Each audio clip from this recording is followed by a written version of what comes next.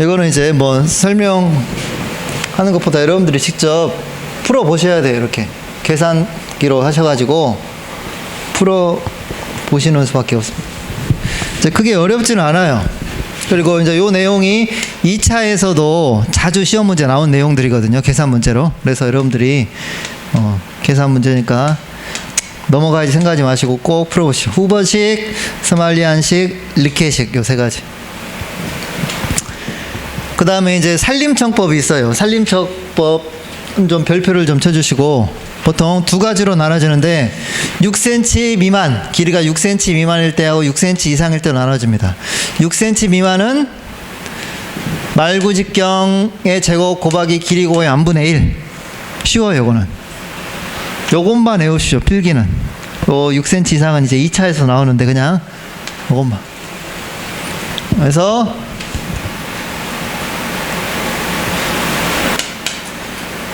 요 같은 경우는 이제 한번 간단하게 제가 설명을 드리자면, 요 중앙 지름이 40cm고 길이가 5m인 통나무 제적을 구하시오. 후버식으로. 공식은 뭐였어요? 4분의 중앙 단면적 곱하기 길이. 그래서 4분의 파이 곱하기 길이가 40cm죠. 근데 이게 40을 하면 안 되고 항상 미터로 바꿔주셔야 돼요.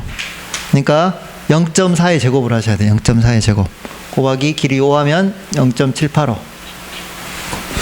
그 다음에 원구 지름이 50, 말구 지름이 45cm, 7m인 통나무 제를 구하말 이해하시고, 지름이니까 4분의 파이 곱하기 2분의 0.5로 해야 되죠. 50cm가 0.5의 제곱 플러스 0.45의 제곱 곱하기 7 하시면 돼요. 네.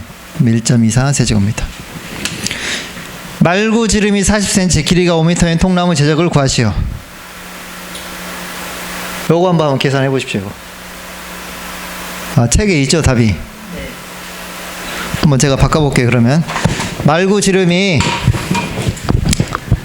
38cm, 길이가 5.4m인 통나무 제적을 한번 구해 보십시오.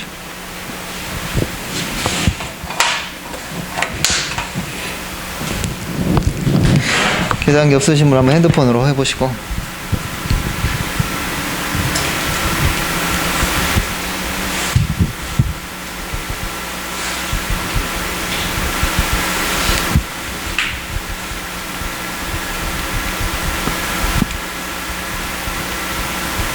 소수점 셋째 자리에서 반올림해서 둘째 자리까지.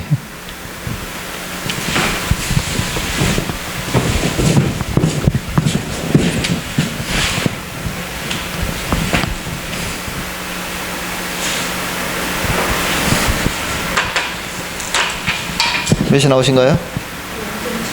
0.78 나오시죠? 세제곱미터.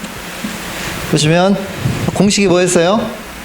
말구직경 곱하기 말구직경 곱하기 길이 5.4 곱하기 1십 100 1000 만분의 1. 여기는 지금 그대로 적용해 주셔야 돼요. 미터로 안 바꾸고. 왜냐하면 요 만분의 1 공식이 요거 지금 미터로 요 환산된 것까지 계산하는 게 이거거든요. 그래서 살림청법은 그냥 무조건 센티미터로 해주시면 돼요. 예를 들면 38.4cm로 주어지면 이거는 버리셔야 됩니다. 38.4를 하시면 안 되고 이거 버리셔야 돼요. 길이도 5.45로 주어지면 이것도 버리셔야 돼요. 반올림 안 하고.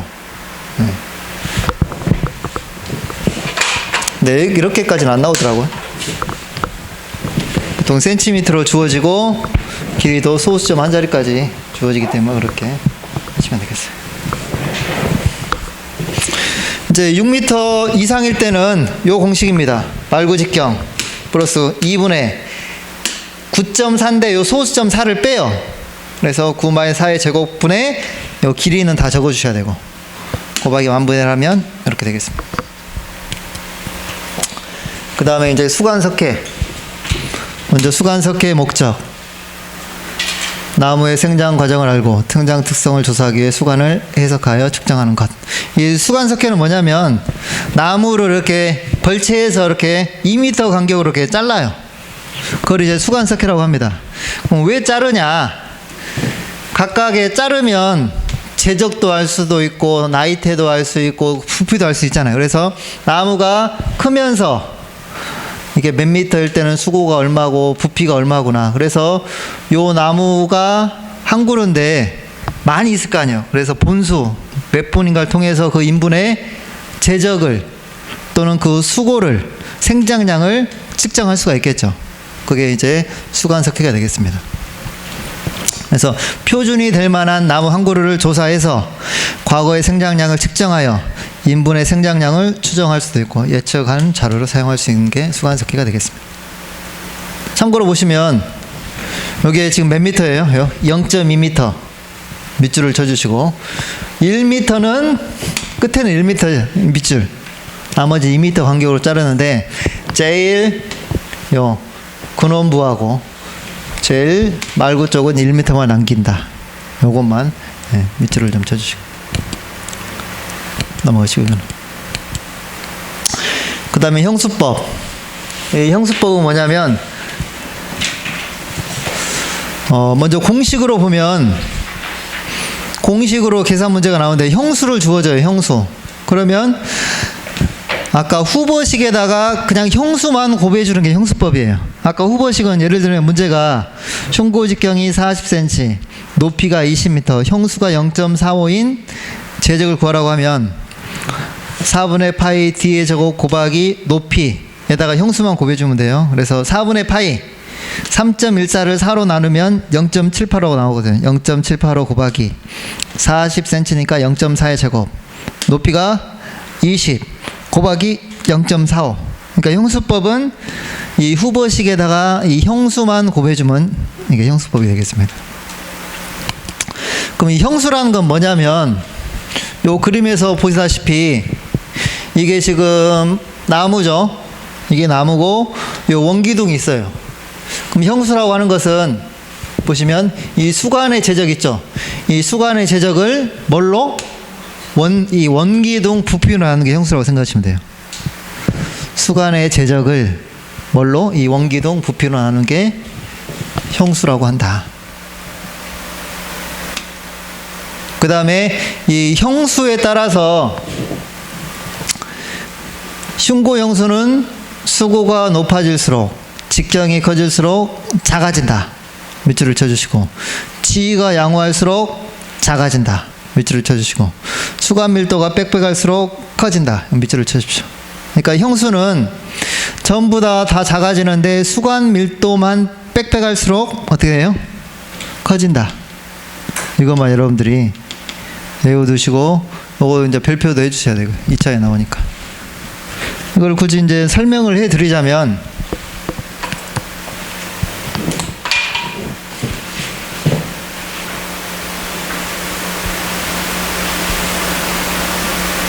나무가 있고 이렇게 할게요.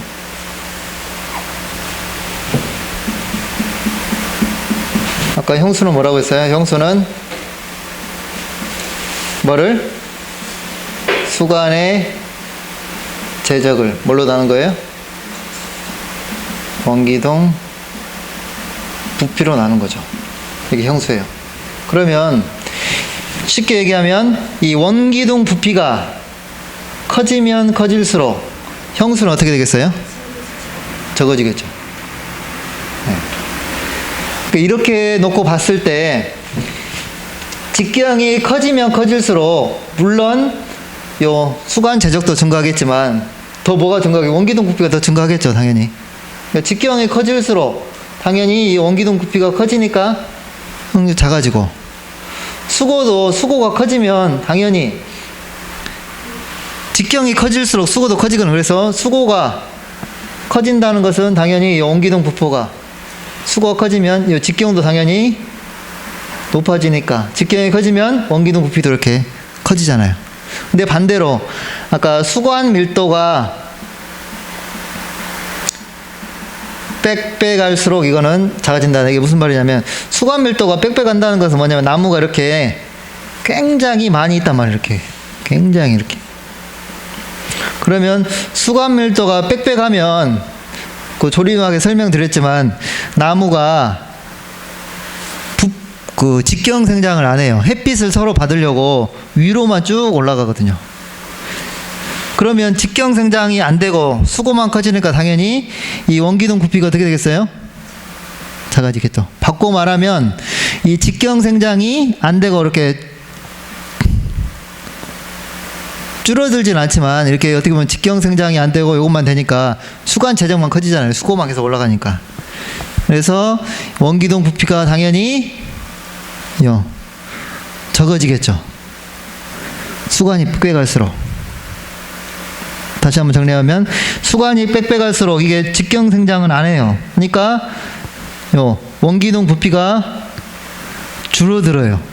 그러면 뭐가 커지겠어요? 당연히 형수가 커지겠죠. 네. 그렇게 이제 이해하셔도 되고 아니면 그냥 외우셔도 되고, 수관 밀도가 빽빽할수록 형수는 커진다. 나머지는 다 작아진다. 이렇게 외워두셔도 되겠습니다.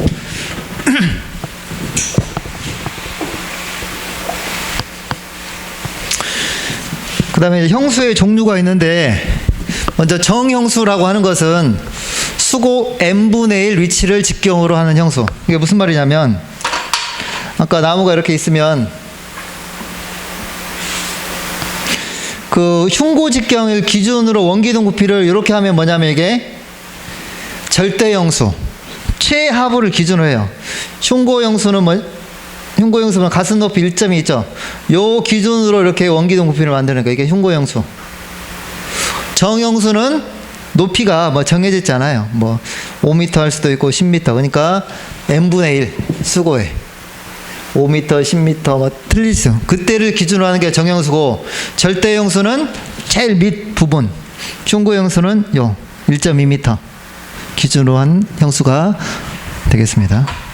이게 이제 위치에 따른 형수의 종류고, 그 다음에 종류에 따른 형수가 있어요. 나무 한 그루면 단목형수, 인분이면 인분형수. 제적의 종류에 따른 형수는 별표를 좀 해주십시오. 수관형수, 지조형수, 군주형수, 수목형수는, 수관형수는 수관, 줄기죠. 수관만을 생각하여 만든 형수고, 지조형수는 가지입니다. 가지만을 생각하여 만든 형수. 군주형수는 뿌리만을 생각하여 만든 형수. 수목은 세 가지 다 수관, 군주, 지조 모두를 포함하여 만든 형수가 수목형수가 되겠습니다. 약산법, 목축법은 넘어가시고요. 망고법 넘어가시고, 그다음 인분의 제적 구하는 방법. 먼저 전리법.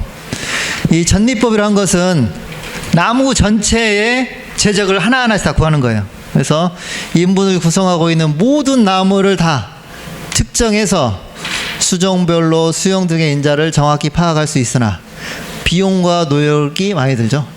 편백이나 삼나무 등 가격이 비싼 나무는 이 전리법을 사용한다.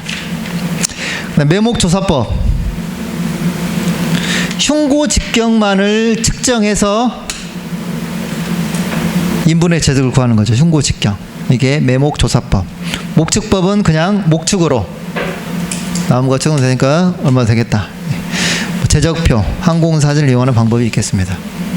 그 다음에 이제 표준목법이 있어요. 표준목법. 이 표준목법은 뭐냐면 그 인분에서 표준목을 선정해요. 표준목을 선정해서 이 표준목의 제적을 구해요. 그래서 표준목의 제적을 구해서 그 표준목을 통해서 그 인분의 제적을 구하는 게 표준목법. 근데 이 표준목을 구하는 표준목을 어떤 방법으로 사용하냐면 여기 있죠. 세 가지. 밑줄을 좀 쳐주십시오. 정확히 얘기하면 흉고직경, 수고, 흉고 형수거든요. 이 세 가지를 기준으로 해서 표준목을 정한다. 흉고직경, 수고, 흉고 형수. 그래서 표준목법은 크게 네 가지가 있습니다. 단급법, 드라우드법, 우리희법, 하르티히법 네 가지가 있어요. 이제 단급법 같은 경우는 이 표준목의 제적이 있죠. 표준목의 제적을 구해서 나무 본수, 전체 본수를 곱하면 그 인분의 제적을 구할 수 있을 거예요. 단급법이고, 그 다음에 드라우드법에서는 이건 이제 공식은 굳이 외울 필요는 없어요. 공식은 외울 필요 없고, 시험 문제에서는 요걸 주어지고 요 n이 뭐냐? n이 뭐예요? 전 인분의 인목 본수. 그러니까 표준목의 수분의 전 인목의 인목 본수 곱하기 표준목의 제적 합계를 통해서 인분의 제적을 구할 수 있다. 이것만 해주십시오. 표준목수 n이 시험에 나왔습니다. 전 인분의 인목 본수. 그 다음에 우리법하고 하르티법도 이제 공식이 있긴 한데 공식을 여러분들 외울 필요 없고 요 개념만 외우셔야 돼요. 이거는 개념만. 요거는 좀 복잡할 것 같은데 좀 먼저 한번 읽어볼게요. 먼저 우리법 한번 읽어보겠습니다. 전인목을 몇 개의 계급으로 나누고 각 계급의 본수를 동일하게 한 다음 각 계급에서 표준목을 선정한다. 이게 무슨 말이냐면 결국은 이 우리법이나 하르티법에서 어떻게 표준목을 선정하냐 이게 나오는데 먼저 몇 개의 계급으로 나눠요.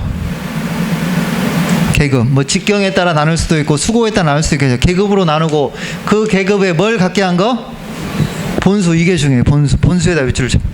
계급을 나누고 그 계급에 본수를 동일하게 한 게 뭐다? 우리법. 그 다음에 하르티법도 똑같습니다. 계급을 나눠요. 그리고 이거는 뭘 갖게 하냐면 충고 단면적을 갖게 하는 거예요. 이거 밑줄을 충고 단면적 밑줄을 쳐주세요. 그걸 외우시면 돼요. 공식은 외우실 필요 없고. 하르티법도 마찬가지로 계급으로 나눠요. 몇 개 계급으로 나눈 그 계급에 뭘 갖게 한 거? 충고 단면적을 갖게 하면 하르티법. 우리법은 본수를 동일하게 하면 우리법. 네 가지. 이게 뭐라고요? 표준목법입니다. 표준목법. 단급법, 드라우드법, 우리법, 하르티법. 표준목의 흉고 직경 결정 방법. 먼저 흉고 단면적. 이 표준목의 흉고 직경을 알려면 n이 뭐냐면 전체 인목 본수를 전 인목의 흉고 직경을 합친 것을 본수로 나누면 뭐가 나오겠어요? 아니구나. 흉고 단면적 합계를 본수로 나누면 이 표준목의 흉고 단면적이 나오겠죠. 근데 이 흉고 단면적 구하는 공식은 단면적은 4분의 파이 d의 제곱이잖아요. 이 d가 직경이잖아요. 그래서 이게 넘어가고 어쩌고 하면 1.1284 루트 g. 뭐 중요하진 않습니다. 아니면 전체 전 인목의 흉고 직경을 더한 것을 본수로 나누면 평균목의 표준목의 흉고 직경을 구할 수도 있겠죠. 예. 표본 조사 방법.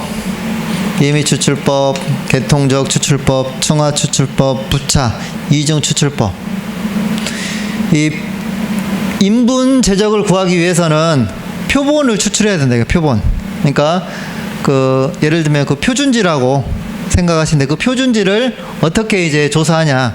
임의 추출법은 임의적으로 아무데나 표준지를 하고, 개통적 추출법은 어떤 일정한 개통을 정해놓고 추출한 거. 충화는 몇 개로 나누고 거기서 또 하는 거예요. 충화. 부차도 몇 개로 나누고 그 안에서 몇 개를 추정하여 추출된 집단 다시 하는 거. 이중은 두 가지. 이것도 뭐 넘어가셔야 될 것 같습니다. 그 다음 표본 추출 간격. 공식에다 밑줄을 좀 쳐주시고, 루트 n분의 a 곱하기 100. n은 표본점 추출 개수, a는 면적이죠. 그래서 이런 식으로 문제가 나옵니다. 개통적 추출법에 의해 표본점을 추출하려고 한다. 존조사 면적이 200헥타르, 표본점 개수가 63개소일 때 표본점의 추출 간격을 계산하시오. 루트 개수가 63분의 면적 200 곱하기 100 하면 나오겠죠. 178m. 표본점의 수를 구하는 방법. 이것도 이제 시험에 나오긴 나왔습니다. 2의 제곱 a 플러스 4ac의 제곱분의 4c의 제곱 a.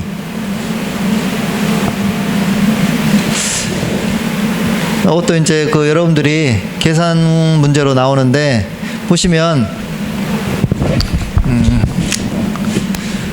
어떻게 보면 똑같아요. 4 AC의 제곱이잖아요. 분모도 분자도 4 AC의 제곱이거든요. 각각의 요것만 아시면 돼요. 이제 A는 뭐냐면 있죠. 표변점 면적. A는 전도사 면적. C는 변이 계수. E는 추정 오차율. 그래서 2의 제곱 A분의 4AC의 제곱분의 4C의 제곱이. 아무튼 이것도 시험에 한 두세 번 나온 것 같아요. 계산 문제로. 그래서 좀 밑줄을 그어가지고 외워두시면 되겠습니다.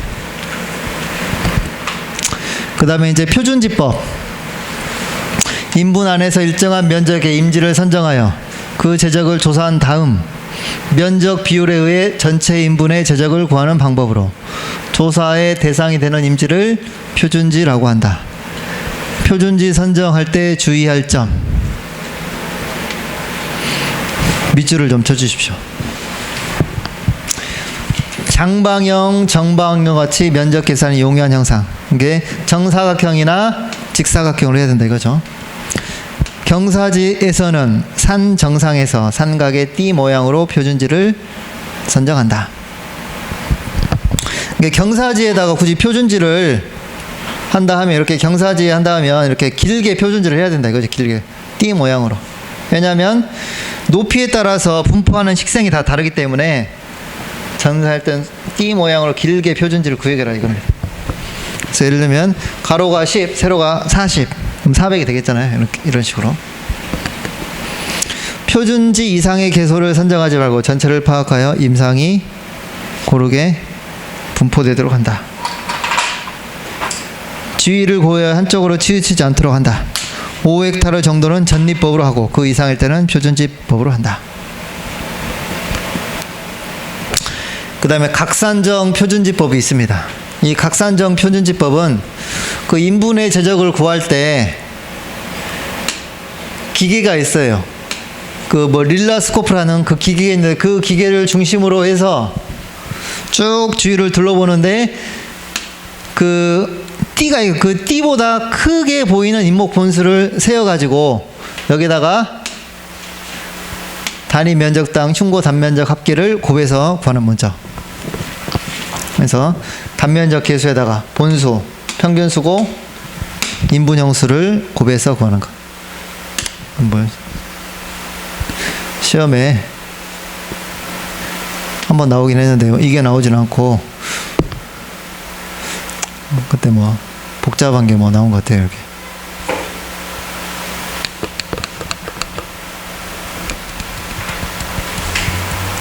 휴양학은 다음 시간에 해야 될 것 같은데. 네, 제가 집필한 산림기사 필답 책을 구입하는 방법을 설명해 드릴 수 있도록 하겠습니다. 먼저 네이버 창에서요, 쇼핑을 클릭을 합니다. 쇼핑 클릭을 하시고, 이 검색창에다가 산림기술사를 검색을 해 주시고요. 예, 여기 보시면 이제 제가 푸른 잎사귀 원장, 제가 쓴 책이 있는데 클릭해 주시고요. 여기 보시면 제 네이버 스토어 푸른 잎사귀를 클릭을 해 줍니다.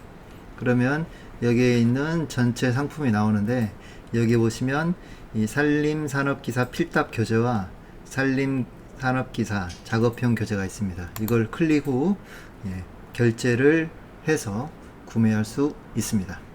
이상으로 마치겠습니다. 감사합니다.